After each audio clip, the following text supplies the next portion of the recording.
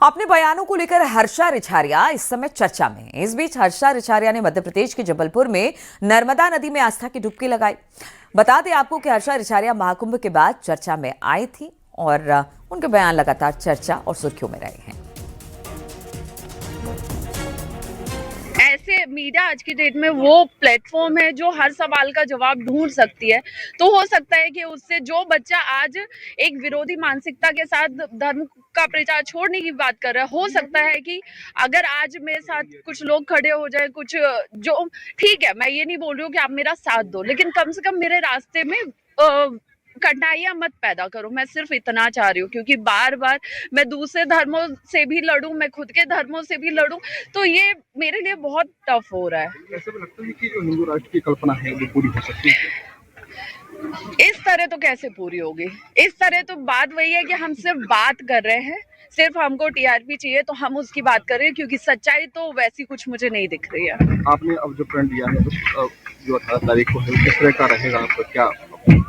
देखिए, 18 तारीख को मैं 17 तारीख को प्रयागराज पहुंचूंगी। 18 तारीख को मौनी अमावस्या पे मैं प्रयागराज में संगम में डुबकी मारूंगी और उसके साथ ही मैं हर महादेव बोलूंगी। और मुझे बुरा बहुत लगेगा, मैं रोने वाली भी बहुत हूँ, क्योंकि आप जिस उम्मीद के साथ, जिस खुशी के साथ जो काम करते हो और वो भी सही रास्ता चुनते हो, और जब उसमें वही कुछ धर्म गुरु आपका विरोध करते हैं बिना मतलब में, तो मन टूटता है, निराशा होती है और बुरा बहुत लगता है। और एक बार फिर से बात प्रयागराज महाकुंभ की करें तो यहाँ नए नए चेहरे सामने आए हैं। इन्हीं में से एक थी हर्षा रिछारिया, जिन्होंने साध्वी होने से इनकार किया, लेकिन सुर्खियां खूब बटोरी। लेकिन क्या अब वो धर्म की राह को राम राम करने की तैयारी में है? देखिए जरा ये रिपोर्ट।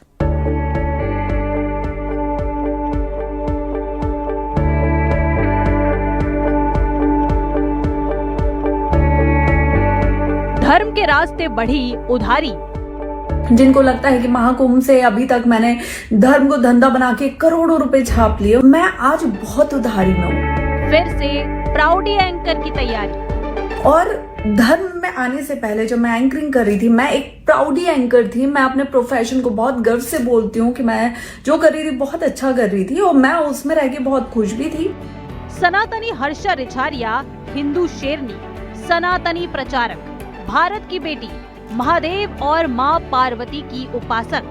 कुछ ऐसा ही नजर आता है हर्षा रिछारिया का इंस्टाग्राम अकाउंट, जिस पर 1.7 मिलियन फॉलोअर्स हैं। महाकुंभ 2025 में आस्था से इतर सिर्फ मोनालिसा की ही खोज नहीं हुई। सुर्खियां कथित साध्वी हर्षा रिछारिया ने भी बटोरी, लेकिन अब से करीब 17 घंटे पहले वो ऐलान करके कह रही हैं कि हमसे ना हो पाएगा। तारीख भी बता रही है कि कब से वो धर्म के रास्ते को फाइनली प्रणाम करके ग्लैमर की दुनिया में लौटेंगी। मौनी अमावस्या पर स्नान। अब इस मौनी अमावस्या पे माघ मेले में मैं अपना स्नान करूंगी और उस स्नान के साथ जो धर्म पे चलने का संकल्प मैंने लिया था, उस संकल्प को मैं पूर्णतः विराम दूंगी। धर्म के रास्ते को फाइनल प्रणाम। या वापस अपना पुराना काम करूंगी, जिसमें ना ही कोई विरोध था, ना ही कोई चरित्र हनन जैसा काम था और ना ही उधारी थी। धर्म को रखो अपने पास। कोई भी भाई बहन ये बोलेंगे ना कि हमें धर्म से जुड़ना है, हमें धर्म के रास्ते पे चलना है, तो मैं यही बोलूंगी कि सबसे बड़ा धर्म है अपनी फैमिली से जुड़ के रहो, अपने परिवार में रहो, अपने घर के मंदिर में पूजा करो, इसके अलावा किसी को मत मानो। मॉडल हुई साध्वी से निराश। महाकुंभ 2025 से शुरू हुई एक कहानी जो अब खत्म हो रही है या अब खत्म होने को है। इस एक साल में मैंने बहुत सारे विरोध का सामना किया है। प्रयागराज से शुरू हुआ था वो विरोध, लगा कि अब ठीक होगा, अब ठीक होगा, महाकुंभ के बाद ठीक होगा। लेकिन मैंने जो कुछ भी करने की कोशिश की धर्म के रास्ते पे चलते हुए, मैं क्या कर रही थी? मैं कोई गलत काम नहीं कर रही थी, मैं चोरी चकारी नहीं कर रही थी, मैं लूटपाट नहीं कर रही थी, मैं बलात्कार नहीं कर रही थी। लेकिन मैं जो भी धर्म के रास्ते पे आगे बढ़ने के लिए कर रही थी, उसे बार बार रोका गया, मेरा मनोबल बार बार तोड़ा गया। तर्क दे रही है कि लोगों से परेशान होकर वापस अपने पुराने प्रोफेशन में लौटूंगी, क्योंकि धर्म की राह ने उन्हें कर्जदार बना दिया है। लोगों ने उनका चरित्र हनन किया है। साफ कर रही हैं कि मैं कोई सीता नहीं जो अग्नि परीक्षा दूं।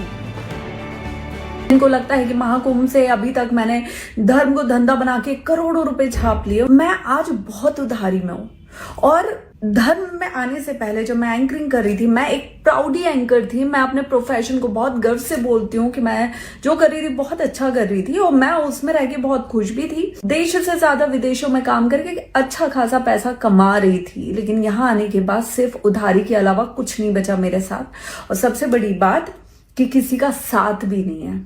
आज मैं ये सब आपको क्यों बोल रही हूँ, क्योंकि मैंने लगातार इस 1 साल में जो कुछ भी करने का प्रयास किया है उसे रोका गया है, उसे तोड़ा गया है, उसमें विरोध उत्पन्न किए गए और यही सेम चीज इस बार माघ मेला में भी मेरे साथ हुई है, जिसकी वजह से मैं बहुत ज्यादा हताश हुई हूँ। जबकि मैंने ऐसा कुछ भी नहीं किया जिसकी वजह से मेरा विरोध किया जाए, लेकिन विरोध करना शायद हमारे देश में यही एक चीज बहुत आसान है। और एक लड़की के साथ अगर आप उसका मनोबल नहीं तोड़ पा रहे हो, कुछ नहीं कर पा रहे हो, तो उसके चरित्र का हनन करो, फिर तो वो टूटेगी ही टूटेगी। तो भाई आप अपना धर्म अपने पास रखें। मैं कोई माँ सीता नहीं हूं जो मैं अग्नि परीक्षा दूंगी।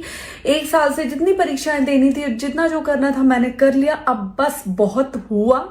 अब इस मौनी अमावस्या पे माघ मेले में मैं अपना स्नान करूंगी और उस स्नान के साथ जो धर्म पे चलने का संकल्प मैंने लिया था, उस संकल्प को मैं पूर्णतः विराम दूंगी और वापस अपना पुराना काम करूंगी, जिसमें ना ही कोई विरोध था, ना ही कोई चरित्र हनन जैसा काम था और ना ही उधारी थी। मुझसे अब कोई भी युवा, कोई भी भाई बहन ये बोलेंगे ना कि हमें धर्म से जुड़ना है, हमें धर्म के रास्ते पे चलना है, तो मैं यही बोलूंगी कि सबसे बड़ा धर्म है अपनी फैमिली से जुड़ के रहो, अपने परिवार में रहो, अपने घर के मंदिर में पूजा करो। इसके अलावा किसी को मत मानो। मेरा इस धर्म से जाना सिर्फ जाना नहीं होगा, एक विद्रोही मानसिकता लेकर जाना होगा। जय श्री राम। तो क्या माना जाए कि वाकई कर्ज और लोगों के तानों ने हिंदू शेरनी और सनातनी प्रचारक को इतना तोड़ कर रख दिया कि वो इस रास्ते को ही टाटा बाय बाय कह रही हैं? या माना जाए कि पिक्चर अभी बाकी है, ये तो सिर्फ झांकी है, इंतजार करना होगा। Bureau report, news 18।